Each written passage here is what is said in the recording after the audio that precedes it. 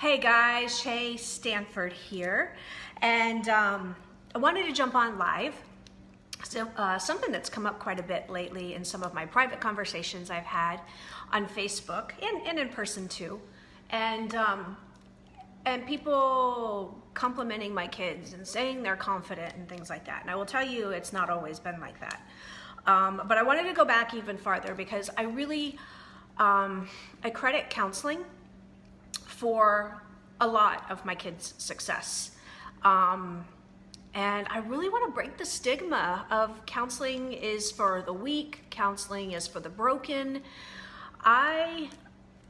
So when I got out of college, I went through I had like major depression twice in my life. Once was when I got out of college. And I think for me, it was the life change of graduating, like being in my tribe, and like college was amazing. I had an awesome college experience. And then like going out into the real world, all my friends had left and my support system was gone. And I'm like, wow, I'm an adult. Like I'm truly on my own now. That camaraderie's over. Anyway, and I slipped into a pretty heavy depression. And I started going to a counselor. At the time I was living in Charlotte, North Carolina. And it was really helpful to have someone help me process through some of my thoughts. And you know, I think when we get caught in our own head, we don't realize we're either being irrational or self-defeating because we've got all these triggers from our past that we keep bumping up against and we don't really know how to process them. So that was really when I had embraced the whole counseling concept. Moving on through life, when Neil and I met, we actually in the very beginning phases, when everything's like rose-colored glasses and amazing, at about the 3-month mark, he and I decided that we wanted to be serious and that that we were gonna build a life together. And because I have an ex and Neil had never had children, and at the time Raina and Reese were 4 and 6 years old, we went to counseling. And we were far from broken. If anything, we were like at the height of everything's amazing with this person in my life. But I said, I think it's important that we go and we talk about family dynamics and what's best for the kids and how we work through what Neil's role is compared to what their dad's role is and combining the two. And so when I do post about having a blended family, I give credit a lot to Neil and I going to counseling and their dad as well and working through things as a unit and always putting the kids first. And I think the importance that it has given us is that we have somewhat of a mediator that doesn't have a hidden agenda. So fast forward through some more years, and back in 2015, I've not really shared much about this publicly, Raina went through a really, really dark time in her life. And I had her start going to a counselor, and she really didn't care for that counselor. So she had asked to go to a different one. And she went to counseling for a good year. And then about a year ago, Reese also was going through some personal struggles. I mean, I think it's also normal when girls are like 12, 13 years old. And she started going to a counselor. And the way I presented it to my children was this: look, and to you guys too, you think, we all have a family doctor. When we're physically sick, we have no problem like having a family doctor that we're established with and we go to. We all may have a pastor or a church that we belong to that gives us hope and inspiration and messages of fulfillment, whatever it is that meets a certain spiritual need within us.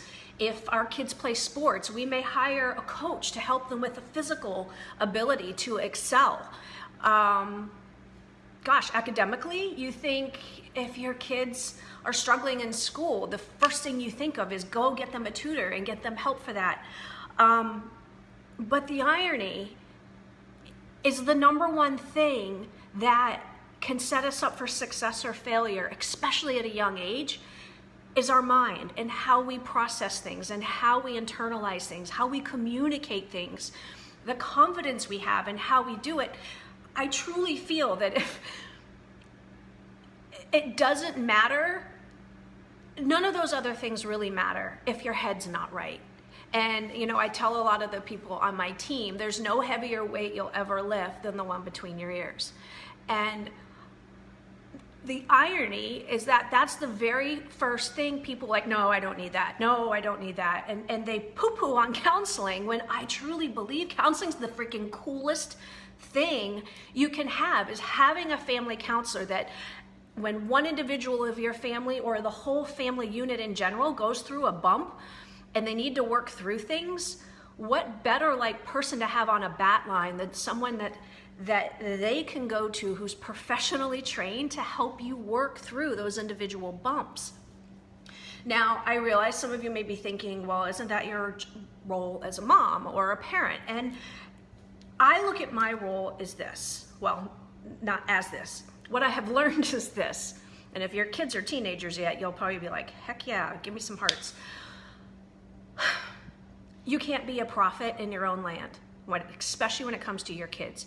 You can tell your kids something over and over and over again, and they're gonna roll their eyes, they're gonna they'll probably actually do the opposite of what you say.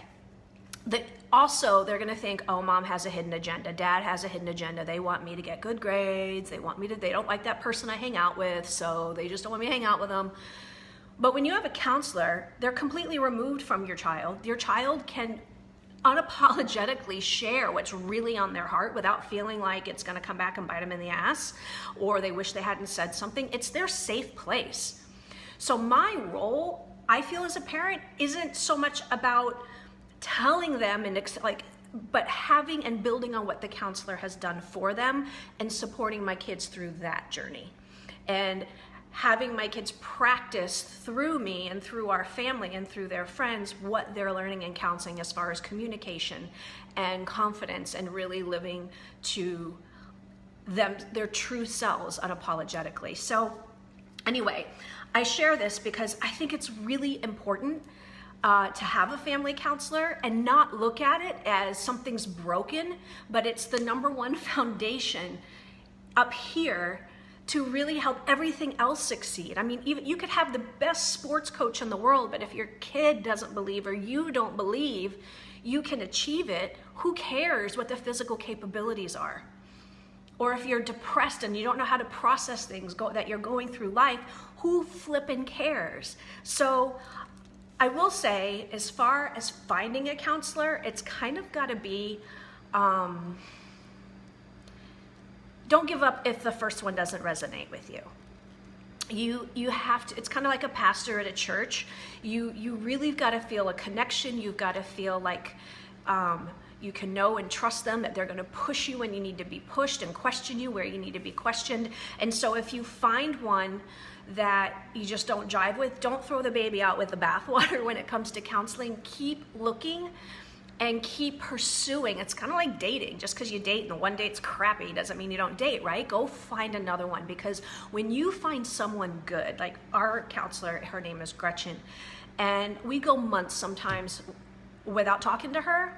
And then, I don't know if I mentioned this a couple weeks ago, but Reese wasn't going to try out for volleyball. And I'm like, what the hell? We've spent thousands of dollars on camps, on personal coaches, right? Back to my example. All these things, like, you love volleyball. She admitted, it's not volleyball, I just don't want to play. I don't want to try out. It was her fear of failure. It was her fear of putting herself out there physically and someone else getting to judge whether she made the cut or not. That terrified her. So I text Gretchen, we get Reese in, and Reese talks through that with Gretchen, have a little family meeting afterwards, talk through what she learned through counseling and how we could help enhance her new quest. She tried out for the team and freaking nailed it, and she starts. So my point is, you may think, oh, it's expensive, or it's worth every freaking penny, because it's the foundation. The mindset is truly the foundation on how everything else grows and develops. So I give my kids, like, the confidence they have and everything. Like, I give so much credit to Gretchen because they love her. And when they are feeling and bumping up against stuff in life, they Mom, I want to go have a session or two with Gretchen. You would do it for a family doctor, you would do it for anything. And I really just want to stress to you guys, counseling's freaking cool. It is an awesome thing for you and your family, and to me, it's the number one thing that will help the entire family unit grow and thrive together. So, thank you, Sasha. You see that? Oh, we leave for the UK in 2 days, and I'm gonna see Sasha. I'm glad, thank you for noticing. Anyway, and having a really cool nail tech is up there with having a good counselor. All right, guys, I hope you have an awesome day. I wanted to share that with you, really break the stigma. If you live in my area in Tampa Bay, I can send you Gretchen's number, although I don't think she's taking new clients, but counseling's freaking cool. Embrace it, share it with your kids, show your kids it's cool so that they will continue to ask when they have things they bump up against in life and can become like thriving, awesome, functional people. All right, guys, take care.